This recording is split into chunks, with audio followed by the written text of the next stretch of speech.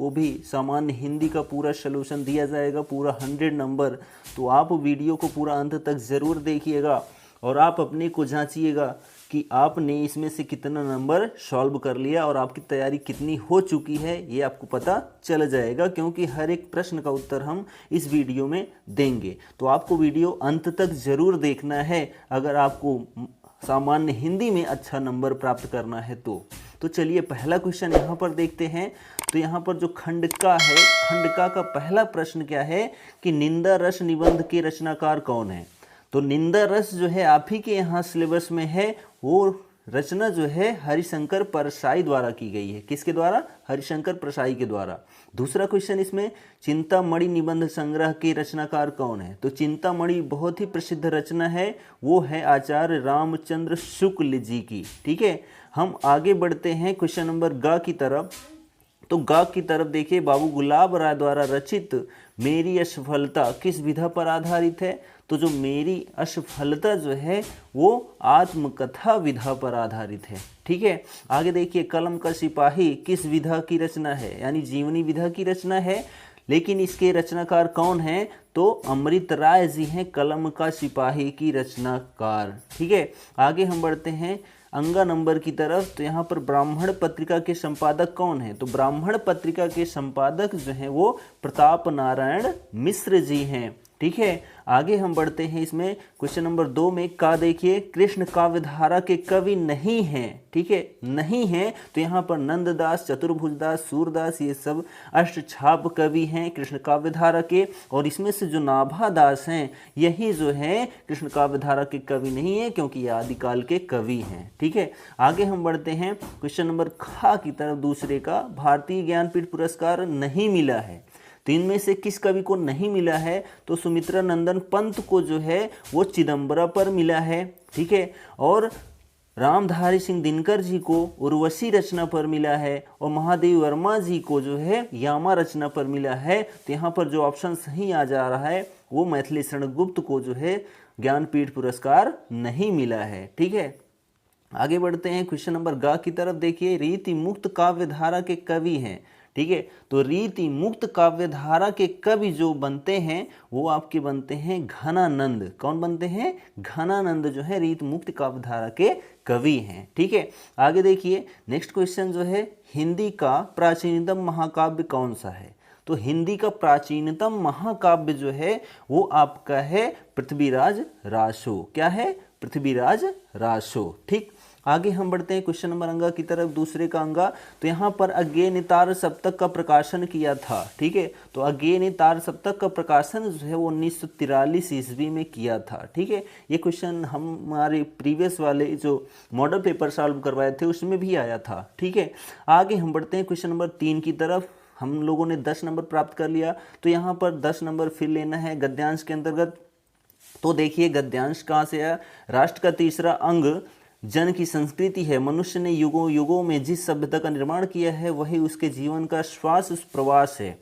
बिना संस्कृति के जन की कल्पना करना मात्र है। संस्कृति ही जीवन का मस्तिष्क है। संस्कृति के विकास और अभ्युदय के द्वारा ही राष्ट्र की वृद्धि संभव है।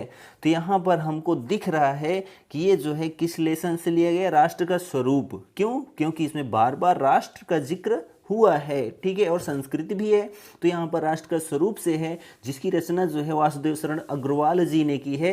तो यहाँ पर पाठ का नाम क्या है? राष्ट्र का स्वरूप। लेखक का नाम क्या है? वासुदेव शरण अग्रवाल। ठीक है, आगे हम बढ़ते हैं। दूसरा क्वेश्चन इसमें है कि रेखांकित अंश की व्याख्या कीजिए। तो यहाँ पर रेखांकित अंश की अगर हमको व्याख्या करनी है तो हम लिख देंगे कि इस पंक्ति में लेखक कहता है कि राष्ट्र के समग्र रूप में यानी समस्त रूप में भूमि और जन के साथ साथ जो है जन की संस्कृति का यानी लोगों की भावनाओं का, लोगों की संस्कृतियों का महत्वपूर्ण स्थान रखा गया है। और इसमें भूमि और जन यानी भूमि और लोग अपनी संस्कृति में समाहित होकर दिखाए गए हैं, तो राष्ट्र का लोप समझना चाहिए। यानी अगर इनको अलग कर दिया जाए, भूमि और लोगों को अलग कर दिया जाता है, तो राष्ट्र का लोप हो जाता है। जीवन के विटप का यानी जीवन की विभिन्न कठिनाइयों का पुष्प संस्कृति है। यानी हमारे पास जितनी भी पुरानी सभ्यताएं हैं वो हमारी संस्कृतियां हैं। ठीक है, तो ये रेखांकित अंश की व्याख्या के अंतर्गत लिखेंगे। उसके बाद तीसरा क्वेश्चन इसमें क्या कहता है कि राष्ट्र के समग्र रूप में भूमि और जन के साथ ही और किसका महत्वपूर्ण स्थान है। तो किसका महत्वपूर्ण स्थान है, तो यहाँ पर जो है राष्ट्र, हम क्वेश्चन पढ़ते हैं तो हमको महत्वपूर्ण स्थान दिखेगा, वो है संस्कृति का। ठीक है, तो राष्ट्र के समग्र रूप में भूमि और जन के साथ साथ जन की संस्कृति का महत्वपूर्ण स्थान है, क्योंकि हमारी संस्कृतियां लुप्त होती चली जा रही हैं। ठीक है, उसके बाद है राष्ट्र का लोप कब समझना चाहिए। तो राष्ट्र का लोप तब समझना चाहिए जब जन और भूमि ये दोनों जो हैं आपस से अलग हो जाएं, तब जो है राष्ट्र का लोप समझना चाहिए। आगे हम बढ़ते हैं, क्वेश्चन नंबर 5 इसमें है, तो संस्कृत के सौंदर्य और सौरभ में क्या अंतर निहित है। तो संस्कृत के सौरभ और जो है सौंदर्य और सौरभ में जो है क्या निहित है, तो यहाँ पर हम आंसर देखते हैं तो हमको जो दिखाई देता है राष्ट्रीय जन के जीवन। ठीक है, तो सौरभ और संस्कृत के निहित हैं। तो आगे देखिए हमारा क्वेश्चन आता है नेक्स्ट, अथवा करके जो पैराग्राफ रहता है। ठीक है, उसमें देखिए क्या कहता है, जो कुछ भी हम इस संसार में देखते हैं वह ऊर्जा का स्वरूप है। जैसा कि महर्षि अरविंद ने कहा है कि हम भी ऊर्जा के ही अंश हैं, इसलिए जब हमने यह जान लिया है कि आत्मा और पदार्थ दोनों ही अस्तित्व का हिस्सा है, वे एक दूसरे से पूरा तादात्म्य रखे हुए हैं। तो यहाँ पर किस पाठ से लिया गया है, तो इसको अगर हम समझते हैं तो हम और हमारा आदर्श से लिया गया है, क्योंकि यहाँ पर जो है महर्षि अरविंद का जिक्र हुआ है। आप पाठ पढ़ेंगे तो आपको दिखेगा और आपको मालूम भी चल जाएगा। आध्यात्मिक बात नहीं है, तो यहाँ पर जो आध्यात्मिक है ये भी हम और हमारा आदर्श से संबंधित दिख रहा है। ठीक है, तो यहाँ पर जो क्वेश्चन है पहला, गद्यांश के पाठ और लेखक का नाम। तो पाठ का नाम हम और हमारा आदर्श, और लेखक का नाम जो है क्या है, डॉक्टर APJ अब्दुल कलाम। ठीक है, दूसरा क्वेश्चन है रेखांकित अंश की व्याख्या कीजिए। तो यहाँ पर लेखक कहता है कि जो इस संसार में हम सब देखते हैं अपने चारों तरफ, वह सभी ऊर्जा का ही एक रूप होता है, एक अंश होता है, क्योंकि उनको देखने के बाद हमारे अंदर चाहे सकारात्मक या फिर नकारात्मक ऊर्जा का विकास होता है। जैसा कि महर्षि अरविंद ने कहा ही है कि हम भी ऊर्जा के ही एक अंश हैं, यानी हमारे अंदर ऊर्जा होती है, हमको देखकर कोई ऊर्जावान होता है। ठीक है, उसके बाद तीसरा क्वेश्चन है महर्षि अरविंद ने क्या कहा है। तो महर्षि अरविंद ने यही कहा है कि हम भी ऊर्जा के ही एक अंश रूप हैं।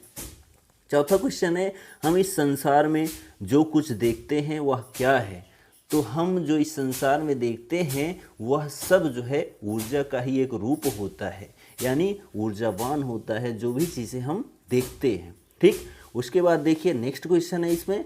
तो क्वेश्चन है कि अस्तित्व और तादात्म्य शब्दों का अर्थ। तो अस्तित्व का जो मतलब होता है वो शाश्वत होता है। ठीक है, शाश्वत यानी लगातार जो चलता रहे, और तादात्म्य का अर्थ जो होता है वो होता है अभिन्न संबंध, यानी गहरा संबंध। ठीक है, तो आगे हम बढ़ते हैं क्वेश्चन नंबर 4 की तरफ। टोटल हम लोगों ने 20 नंबर प्राप्त कर लिया। देखिए यहाँ पर जो क्वेश्चन नंबर 4 है, कहते आते थे नरदेही। ठीक है, अभी नरदेही माता न कुमाता पुत्र कुपुत्र भले ही। तो यहाँ पर हमको पढ़ने से ही लग गया कि ये जो है कैकेयी का अनुताप से लिया गया है, जो कि साकेत महाकाव्य से लिया गया है। ठीक है, और इसको जो लिखा है वो मैथिलीशरण गुप्त जी ने लिखा है। तो यहाँ पर जो है क्वेश्चन आता है कि कविता के शीर्षक। तो शीर्षक है कैकेयी का अनुताप, कवि का नाम है मैथिलीशरण गुप्त। ठीक है, पहला प्रश्न देखते हैं। तो पूर्व पद्यांश के अनुसार आज तक लोग क्या कहते आए हैं। तो यही कहते आए हैं कि पुत्र भले ही कुपुत्र हो जाता था, लेकिन माता कुमाता नहीं होती थी। ठीक है, उसके बाद देखिए दूसरा क्वेश्चन, इस पंक्तियों में कैकेयी को किस बात का पछतावा हुआ है। तो पछतावा इस बात का हुआ है कि इसके पहले जो लोग होते थे पुत्र कुपुत्र कहते थे, लेकिन अब जो है वो माता कुमाता भी कहने लगेंगे। ठीक है, और उसके बाद देखिए नेक्स्ट क्वेश्चन है, उपयुक्त पंक्तियों में किस रस का प्रयोग हुआ है। तो इसमें जो है जो रस है वो जो है आपका करुण रस प्रयोग हुआ है, क्योंकि यहाँ पर जो कैकेयी हैं वो दुख प्रकट कर रही हैं। ठीक, रेखांकित अंश का भावार्थ लिखिए। तो रेखांकित अंश का भावार्थ अगर हम देखें तो यहाँ पर क्या क्वेश्चन है, तो कहते आते थे यही अभी निर्देही, यानी अभी तक जो है कवि कहता है कि अभी तक जो है जो लोग थे वो यही कहते चले आ रहे थे कि माता ना कुमाता, ठीक है, माता कुमाता नहीं हो सकती है, पुत्र भले ही कुपुत्र हो जाए। ठीक है, तो ये इसका अर्थ है या भावार्थ है। आगे हम बढ़ते हैं। नेक्स्ट इसमें अथवा करके जो क्वेश्चन होता है कि यह मनुष्य ब्रह्मांड का सबसे सुरम्य प्रकाश, कुछ छिपा न सकते जिससे भूमि या आकाश, या मनुष्य जिसकी शिखा उद्दाम कर रहे, जिसको चराचर भक्ति युक्त प्रणाम। तो यहाँ पर ये हमको देखने से प्रतीत तो हो रहा है ये अभिनव मनुष्य से लिया गया है, जो कि एक कुरुक्षेत्र रचना की है। और इसकी रचना जो है किसने की है, तो रामधारी सिंह दिनकर जी ने की है, कुरुक्षेत्र। तो कुरुक्षेत्र के अभिनव मनुष्य से ये लिया गया पाठ है। ठीक है, यानी पद्यांश है।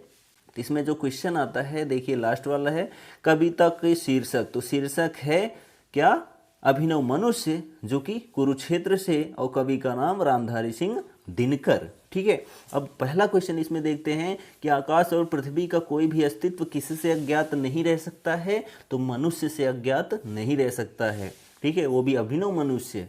ठीक, दूसरा क्वेश्चन है, संसार के सभी जड़ चेतन पदार्थ किस कारण मनुष्य को प्रणाम करते हैं, तो यही कारण है कि जो मनुष्य है वो आकाश से लेकर पाताल तक सब कुछ जान लिया है। इस वजह से जो है जड़ चेतन यानी चर और अचर वस्तुएं वो सभी प्रणाम करती हैं मनुष्य को। उसके बाद आगार और श्रेय का अर्थ क्या है, तो आगार का जो अर्थ होता है वो भंडार होता है। क्या होता है, भंडार। और श्रेय का जो अर्थ होता है वो क्या होता है, महत्व या फिर कल्याण। ठीक है, उसके बाद बोल रहा है कि रेखांकित अंश का भावार्थ लिखिए। तो रेखांकित अंश का भावार्थ, तो यहाँ पर हम देख रहे हैं कि व्योम से पाताल तक सब कुछ इसे है गे, पर न यह परिचय मनुज का, यह न उसका श्रेय। तो यहाँ पर बोल रहा है कवि कि व्योम से लेकर पाताल तक, यानी आकाश से लेकर पाताल तक मनुष्य के सब चीज़ें पता चल चुकी हैं, यानी उसको अब अज्ञात कोई चीज़ नहीं है। लेकिन यहाँ पर कवि कहता है कि पर यह न परिचय मनुज का, यह न उसका श्रेय, यह परिचय मनुष्य का नहीं है कि उसने आकाश से पाताल तक सभी चीज़ें जान लिया है, यह न उसका श्रेय और इसका श्रेय भी नहीं है, क्योंकि उसके अंदर अज्ञानता अब भी है। उसका प्रयोग कैसे किया जाए ये ज़रूरी है। आगे हम बढ़ते हैं नेक्स्ट क्वेश्चन की तरफ। तो ये पांचवा क्वेश्चन देखिए। तो यहाँ पर लेखक का साहित्यिक परिचय, प्रमुख रचनाओं का उल्लेख करना होता है। तो आप 80 शब्द में लिख सकते हैं। जीवन परिचय 3-4 लाइन का, 3-4 लाइन का आपका साहित्यिक परिचय, और 1-2 लाइन में आपकी कृतियाँ हो जाती हैं। टोटल आपको 5 नंबर मिल जाएगा। ठीक है, तो ये महत्वपूर्ण है। वासुदेव शरण अग्रवाल, हजारी प्रसाद द्विवेदी, इन दोनों को आप पढ़ लेते हैं, आपको पूरा 5 नंबर मिल जाएगा, आपको दिक्कत नहीं होगी। आगे हम बढ़ते हैं क्वेश्चन नंबर, इसी में ख नंबर। तो कवि का साहित्यिक परिचय लिखना होता है, कृतियाँ लिखना होता है। तो इसमें भी 80 शब्द लिखने होते हैं। इसमें भी आप वही करेंगे कि जीवन परिचय लिखेंगे 3 से 4 लाइन, और 3 से 4 लाइन में आप साहित्यिक परिचय लिखेंगे, और उसके बाद कृतियाँ लिखेंगे, तो आपको 5 नंबर पूरा मिल जाएगा। ठीक है, आगे बढ़ते हैं। तो यहाँ पर जो नेक्स्ट क्वेश्चन है, बहादुर अथवा ध्रुव यात्रा कहानी के उद्देश्य पर प्रकाश डालिए। ठीक है, तो बहादुर कहानी, अमरकांत की ध्रुव यात्रा, ठीक है, ये सारी जो रचनाएं हैं यानी कहानियां हैं, ये सभी आप किताब से पढ़ लीजिएगा, आप अच्छे से इसको कर पाएंगे। तो बहादुर कहानी का उद्देश्य हमने अपनी इसी वीडियो पर अपलोड किया है, आप वहां से देखकर समझ सकते हैं। ठीक है, हम आगे बढ़ते हैं। तो इसमें क्वेश्चन है, पंचलाइट या फिर बहादुर कहानी का सारांश भी लिखने का आया है। तो यहाँ पर जितनी भी कहानियाँ हैं उन सभी पर क्वेश्चन आता है, तो सभी को आप तैयार कर लेते हैं, तो भी कोई आपको दिक्कत नहीं होगी। ठीक है, चलिए हम आगे बढ़ते हैं क्वेश्चन नंबर 7 की तरफ। तो 7वां नंबर क्वेश्चन क्या कहता है कि स्वपठित खंडकाव्य के आधार पर किसी एक खंड का प्रश्न उत्तर दीजिए। तो यहाँ पर 80 शब्द में 5 अंक का आता है। तो हमारे प्रतापगढ़ के लिए जो प्रश्न आता है वो सत्य की जीत से आता है। तो हम सत्य की जीत को देखते हैं। तो यहाँ पर सत्य की जीत की नायिका का चारित्रिक विशेषता पर प्रकाश डालना है। ठीक है, तो जो नायिका हैं वो द्रौपदी जी हैं। ठीक है। तो द्रौपदी की चारित्रिक विशेषताओं की अगर बात करें तो वो जो है सत्यजित खंडकाव्य की प्रमुख नायिका हैं, और वो अगर चारित्रिक हेडिंग की बात करें जो हमको लिखना चाहिए, वो निर्भीक एवं साहसी हैं, विवेकशील हैं, सत्यनिष्ठ एवं न्यायप्रिय हैं, वीरांगना भी हैं और नारी जाति के लिए आदर्श भी हैं। तो हम 3 से 4 हेडिंग डाल के उनके बारे में लिख देंगे तो जो है हमको पूरा 5 नंबर मिल जाएगा। और उसके बाद इसी में क्वेश्चन अथवा करके है सत्यजित कहानी का सारांश अपने शब्दों में, ठीक है। तो आप सारांश भी लिख सकते हैं जो आपको बेटर पड़े। तो हम सजेस्ट करेंगे कि आप नायिका चरित्र चित्रण ही लिखें, ठीक है, सुंदर लिखने के लिए। हम आगे बढ़ते हैं क्वेश्चन नंबर नेक्स्ट की तरफ।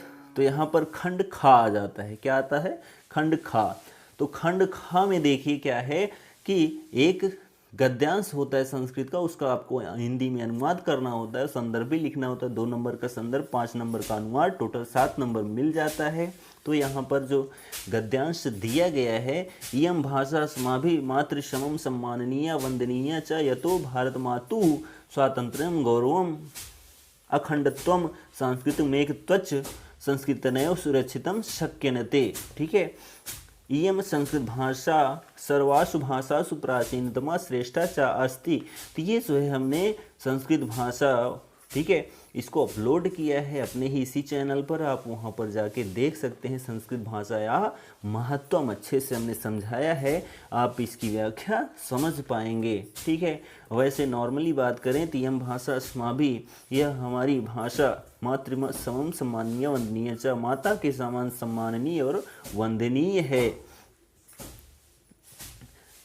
यह तो भारत मातु स्वातंत्र्यम गौरवम, क्योंकि भारत माता की स्वतंत्रता, गौरव, अखंडत्वम अखंडता, सांस्कृतिक मेघत्वच संस्कृतनैव सुरक्षितम शक्यन्ते, तथा सांस्कृतिक एकता संस्कृत द्वारा ही सुरक्षित हो सकती है। इयं संस्कृत भाषा सर्वासु भाषासु प्राचीनतमा श्रेष्ठा च अस्ति। यह भाषा सभी भाषाओं में प्राचीन और श्रेष्ठ भी है, ठीक है। आगे देखिए, ततः सुठुक्तम, इसलिए सत्य कहा गया है। भाषासु मुख्या मधुरा दिव्या गीर्वाण भारती, भाषाओं में मुख्य मधुर एवं दिव्य हमारी संस्कृत भाषा है, ठीक है।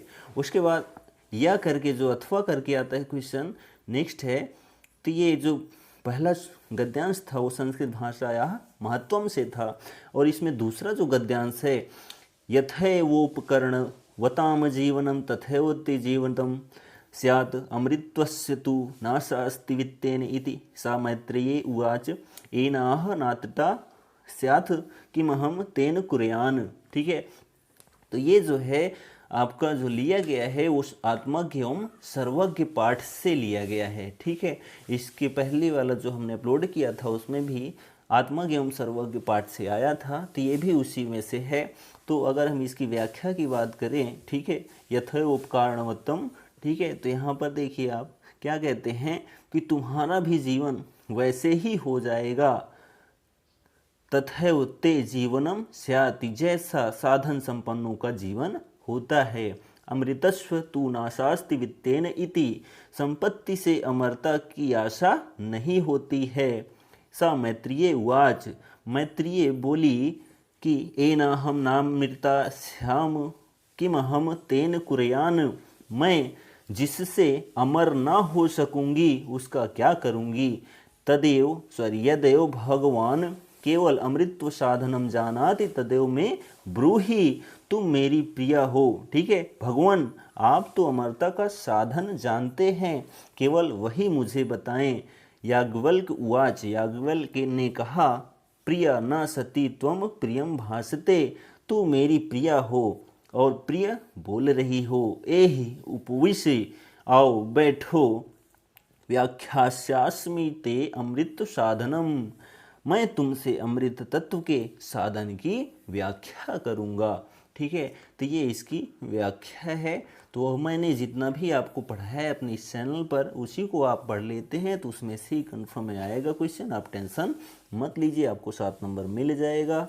हम बढ़ते हैं आगे। तो ये जो है आत्मज्ञ एवं सर्वज्ञ पाठ से लिया गया था। उसके बाद खा नंबर इसमें देखिए, तो यहाँ पर सुखार्थिना कुतो विद्या कुतो सुख, विद्यार्थिना सुखम सुखार्थी व त्यजेद विद्याम विद्यार्थी व त्यजेत सुखम, मोस्ट इम्पॉर्टेंट श्लोक है जो कि आपका सुभाषित रत्नानी से लिया गया है।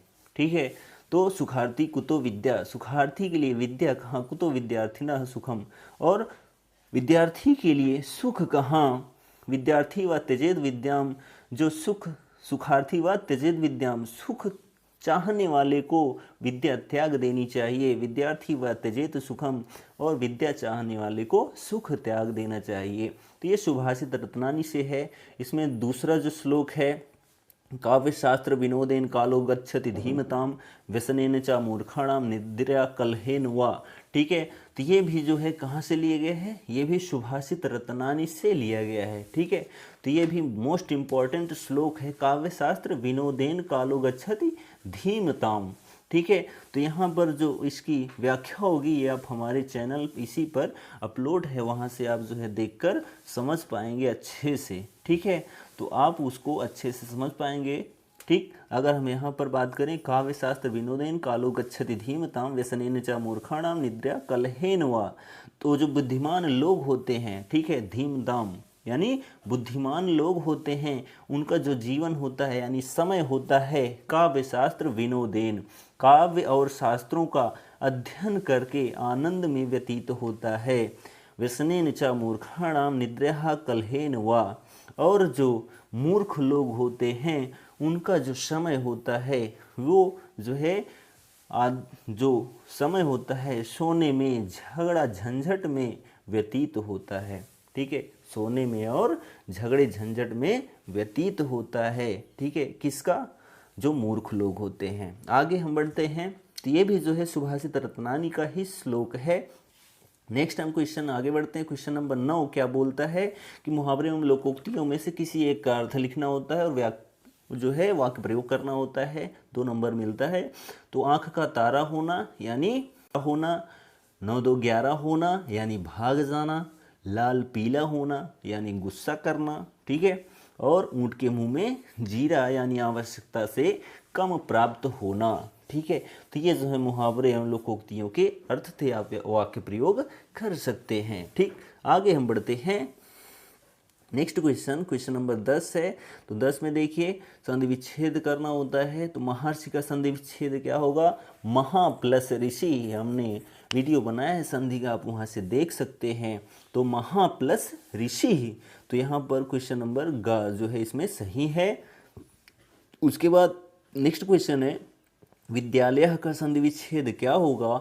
तो विद्या प्लस आलय, तो विद्या प्लस आलय इसमें ग नंबर इसमें भी सही है। आगे बढ़ते हैं, तो इसमें जो है घ नंबर नेक्स्ट क्वेश्चन जो इसमें है तीसरा नंबर मध्वरी। ठीक है, तो मध्वरी का संधि विच्छेद क्या होगा, मधु प्लस अरिहि। ठीक है, क्या होगा, मधु प्लस अरिहि। उसके बाद नेक्स्ट हम क्वेश्चन बढ़ते हैं विभक्ति में। तो विभक्ति भी हमने अच्छे से पढ़ा दी है, वहाँ पर आप देख सकते हैं। तो यहाँ पर आत्मनोह, तो जो आत्मनोह है इसमें जो है द्विवचन होना चाहिए, वो भी षष्ठी या फिर सप्तमी का। तो यहाँ पर हम देख रहे हैं कि सप्तमी का द्विवचन दिख रहा है, तो ये जो है आत्मनोह सप्तमी का द्विवचन है। ठीक, उसके बाद नामनी है। ठीक है, तो नामनी, तो जो नामनी है वो जो है कौन सी विभक्ति कौन सा वचन है। तो जो नामनी है वो जो है यहाँ पर देखें चतुर्थी एक, नहीं प्रथमा द्वि, पंचमी एक, षष्ठी बहुत। तो यहाँ पर जो है प्रथमा का द्विवचन है। कौन सा है, प्रथमा का द्विवचन जो है वो क्या है, नामनी है।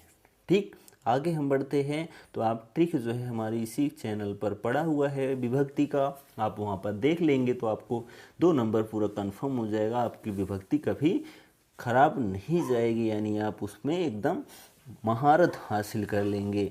और उसके बाद देखिए पुरुष परुष। ठीक है, तो शब्द युग्म का सही अर्थ लिखना होता है पुरुष परुष।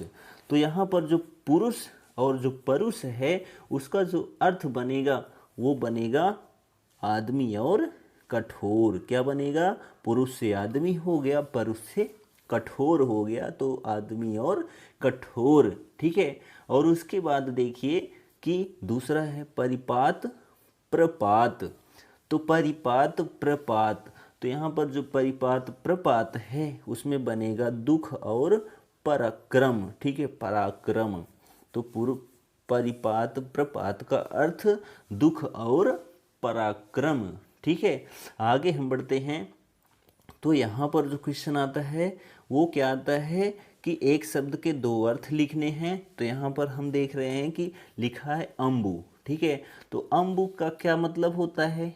एक तो जल होता है, ठीक है, दूसरा जो है शंख होता है। ठीक है, क्या होता है? शंख।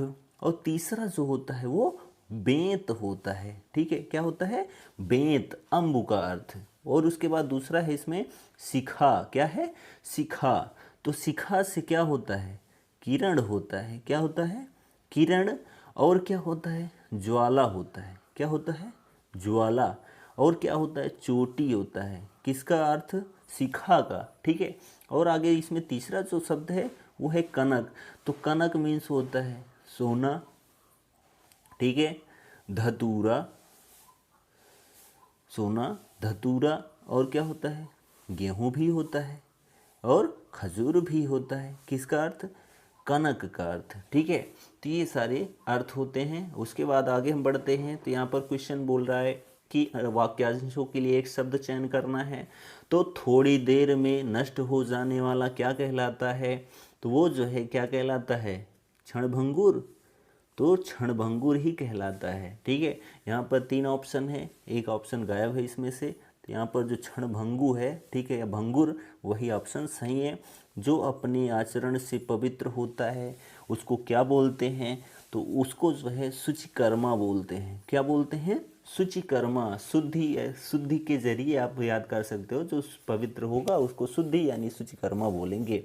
ठीक, नेक्स्ट क्वेश्चन है, इसमें दो वाक्यों को शुद्ध करके लिखना है। गलत यहाँ पर लिखा गया है। तो पहला है पढ़ा लिखा होने पर वह समझदार नहीं है।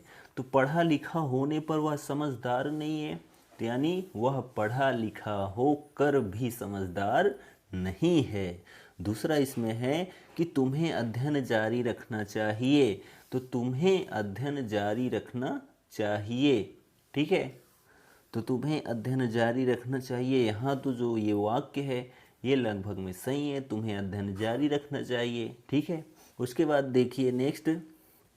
तो नेक्स्ट है महादेवी वर्मा हिंदी की सुप्रसिद्ध कवित्री हैं। तो यहाँ पर महादेवी वर्मा हिंदी की सुप्रसिद्ध कवियत्री हैं। ठीक है, यहाँ तो जो कवित्री है वही गलत है, यहाँ पर कवियत्री लिखा जाएगा। ठीक है, कवियत्री। ठीक, नेक्स्ट इसमें है द नंबर, इस कागज पर प्रबंधक का हस्ताक्षर होना चाहिए।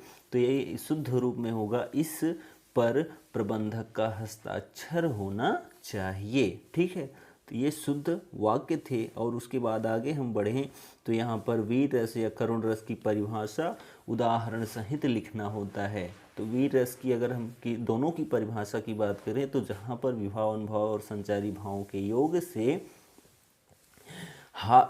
उत्साह नामक अस्थायी भाव जागृत होता है, वहाँ पर वीर रस होता है। अगर हम करुण रस की बात करें तो जहाँ विभाव अनुभाव और संचारी भावों के योग से शोक नामक अस्थायी भाव जागृत होता है, वहाँ पर करुण रस होता है। ठीक है, अगर इन दोनों के उदाहरण की बात करें तो वीर रस का वीर तुम बढ़े चलो, धीर तुम बढ़े चलो, सामने पहाड़ हो, सिंह की दहाड़ हो, तुम कभी रुको नहीं, तुम कभी झुको नहीं। ठीक है, और करुण रस की बात करें तो ब्रज के विरही लोग दुखारे। ठीक है, या फिर जो है हे खग हे मृग मधुकर श्रेणी, तुम देखी सीता मृग नैनी। ठीक, और उसके बाद यहाँ पर जो नेक्स्ट क्वेश्चन बनता है वो अलंकार से बनता है, अनुप्रास अलंकार, श्लेष अलंकार। तो यहाँ पर जो है आप शब्दालंकार के अनुप्रास यमक श्लेष इन तीनों को याद कर लेते हैं तो आपका यहाँ भी 2 नंबर कन्फर्म हो जाता है। ठीक है, तो अनुप्रास जहाँ पर एक वर्ण की आवृत्ति एक निश्चित क्रम में होती है वहाँ पर अनुप्रास अलंकार होता है। जैसे रघुपति राघव राजा राम, यहाँ पर रा की आवृत्ति बार बार हुई है इसलिए यहाँ अनुप्रास अलंकार है। श्लेष अलंकार की बात करें तो जहाँ पर एक शब्द एक ही बार आता है और उसका अर्थ अनेक बार भिन्न होता है, यानी एक ही बार आए, एक शब्द एक ही बार आए और उसके प्रत्येक बार अर्थ भिन्न हो, यानी एक से अधिक अर्थ निकलते हों, श्लेष अलंकार होता है। जैसे मोती गए न उबरे, पानी गए न उबरे, मोती मानुष चून। तो यहाँ पर पानी का जो अर्थ है 3 अर्थ है, चमक, और जो है स्वयं पानी, और जो है एक इज्जत, ठीक है, मनुष्य के लिए। तो ये जो है श्लेष अलंकार का उदाहरण और स्पष्टीकरण है। उसके बाद अगर हम कुंडलिया की बात करें, यहाँ पर कुंडलिया और जो है सोरठा छंद है। तो जो यहाँ पर सोरठा कुंडलिया छंद है, उसकी अगर हम परिभाषा की बात करें तो यह एक विषम मात्रिक छंद एवं संयुक्त छंद भी है। इस छंद का निर्माण दोहा और रोला के संयोग से होता है और इसमें 6 चरण होते हैं। आरंभ में दोहे के और उसके बाद जो है रोले के छंद होते हैं, रोले के चरण होते हैं। इसमें प्रत्येक चरणों में 24-24 मात्राएं होती हैं, ठीक है। उदाहरण की बात करें तो हमारे इस चैनल पर छंद अपलोड है, वहाँ से आप देख सकते हैं। नहीं तो कोई संगी उत नहीं है इत ही को संग, पथि लेहु मिलितो हित से सबको सबसों सहित उमंग, सबसों सहित उमंग। बैठ तरनी के माही नदिया नाव सजोग, फेर मिले हैं पनहाई पहनाई। आगे बरने दीन दयाल पार, पुनि भेंट न होई, अपनी अपनी गैल पथी जो सब कोई। तो ये कुंडलिया छंद का उदाहरण है। तो आप अच्छा यही रहेगा, अदर जितने हैं दोहा, सोरठा, चौपाई, रोला, इन्हीं का उदाहरण याद कर लीजिए, आपका पूरा 2 नंबर कन्फर्म है, कोई दिक्कत नहीं है। तो सोरठा क्या होता है? यह दोहे का उल्टा रूप होता है। यह एक अर्धसमात्रिक छंद होता है। इसके पहले और तीसरे चरण में 11-11 मात्राएं, दूसरे और चौथे चरण में 13-13 मात्राएं होती हैं, ठीक है। उदाहरण की बात करें तो आप जो है दोहे का उदाहरण को उल्टा कर दीजिए, आपको पूरा मिल जाएगा। या फिर मूक होई वाचाल, पंगु चढ़े गिरिवर गहन, जासु कृपा सुदयाल, द्रव सकल कलिमल दहन, ठीक है। ये सोरठा का उदाहरण है, ठीक। उसके बाद क्वेश्चन है नेक्स्ट। तो क्वेश्चन नेक्स्ट जो बनता है वो बनता है पत्र लेखन से। तो अपने जनपद के किसी विद्यालय के शिक्षक के रूप में कार्य करने के लिए विद्यालय प्रबंधक के नाम अपना आवेदन पत्र लिखिए, या फिर ग्राम प्रधान की ओर से अपने जनपद के जिला अधिकारी को पत्र लिखिए, ठीक है, वो भी साफ सफाई के लिए। तो पत्र कैसे लिखा जाता है ये हमारा वीडियो अपलोड है, वहाँ से आप देख सकते हैं। और उसके बाद इसमें नेक्स्ट क्वेश्चन, लास्ट क्वेश्चन आता है, वो आता है निबंध से। तो निबंध क्या है? 9 नंबर का आता है। तो यहाँ पर भारत में कंप्यूटर का महत्व, भ्रष्टाचार कारण और निवारण, भारत में बेरोजगारी की समस्या, पर्यावरण प्रदूषण और समाधान, समस्या और समाधान, ठीक है। तो यहाँ पर लगभग में सभी जो टॉपिक दिए गए निबंध के बहुत ही आसान हैं, ठीक है। तो आप इन निबंध की तैयारी जरूर कर लीजिएगा, हो सकता हो इसी में से बोर्ड परीक्षा में आ जाए, ठीक। तो ये जो है मॉडल पेपर पूरा का पूरा सोल्यूशन 100% दे दिया गया आपको। तो आशा करते हैं ये वीडियो आपको पसंद आ गया होगा, क्योंकि यहाँ पर हमने पूरा सॉल्व करवाया। तो आप ऐसे ही वीडियो देखने के लिए हमारे चैनल को सब्सक्राइब ज़रूर करें और अपने दोस्तों के साथ शेयर ज़रूर करें। हम मिलेंगे नेक्स्ट वीडियो में नेक्स्ट मॉडल पेपर लेकर फुल सोल्यूशन के साथ। तब तक लिए जय हिंद।